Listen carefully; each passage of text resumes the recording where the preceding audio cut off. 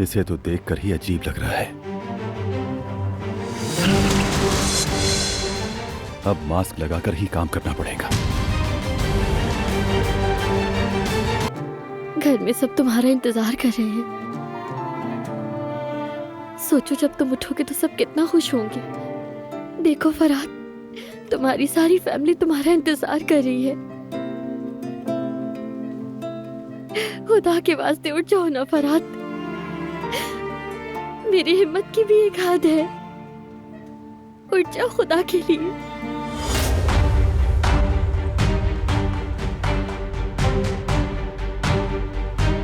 अरे क्या हो गया गुल, संभालो खुद को। चलो वहां चलकर बैठो।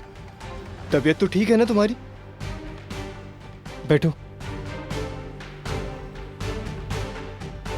क्या इतना अहम है इनके लिए फरहाद? एक लम्हे के लिए भी अकेला नहीं छोड़ते।